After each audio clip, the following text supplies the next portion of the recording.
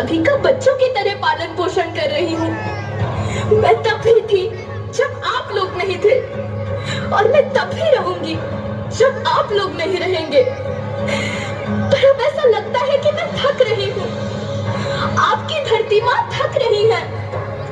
रसायनों का छिड़काव, रासायनिक खाद और इन सब के कारण पानी एवं हवा में जहरीलापन, यही कारण है कि मैं थक रही हूँ।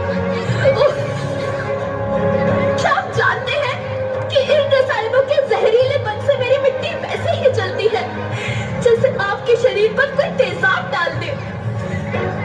लगता है मेरे बच्चों को मेरे दुख का अंदाजा नहीं है। मेरी मिट्टी बंजर हो रही है। ये रसायन मेरी मिट्टी के उपजाऊपन को खत्म कर रहे हैं और उसमें पाए जाने वाला नमक मेरे शरीर पर मिर्च की तरह जल रहा है। मेरी फसलों की पैदावार कम हो रही है। मैं धीरे धीरे और थक रही हूँ।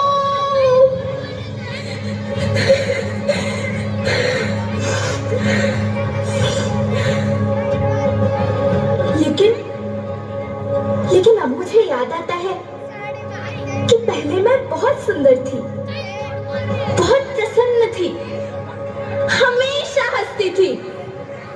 मुझे अब भी याद है।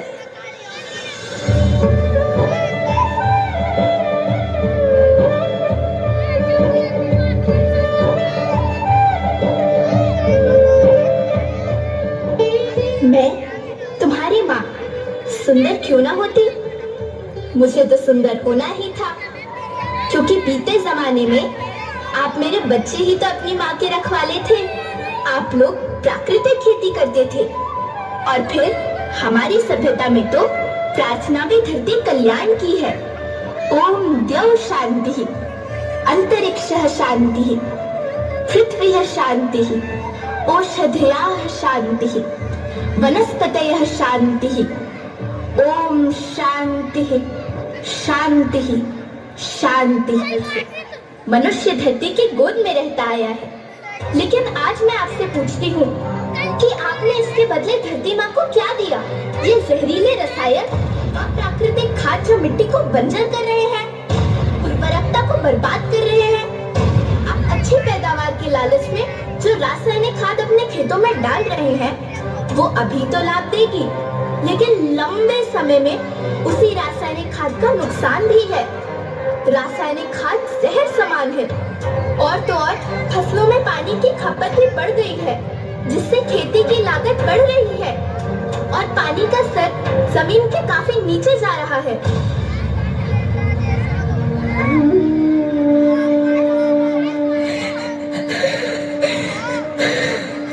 बच्चों, मैं तुम्हारी माँ हूँ। मैंने तुम्हें सुख से जीने के लिए पर्याप्त संसाधन दिए हैं, पर तुम्हारे लालच की पूर्ति के लिए नहीं दिए। ऐसा लगता है कि थोड़ी सी अधिक पैदावार और अपने लालच के लिए आप सब अपनी अगली पीढ़ी, अपने बच्चे के भविष्य के बारे में सोचना भूल गए हैं। सोचो, क्या तुम अपने बच्चों को ऐसे खेत देना चाहते हो जो बंजर हो? लेकिन धरती माँ आपको सुरक्षित और प्रसन्न रखने का उपाय क्या है? धरती एक, परिवार एक, भविष्य एक। इस मूल मंत्र को आत्मसात कर लो।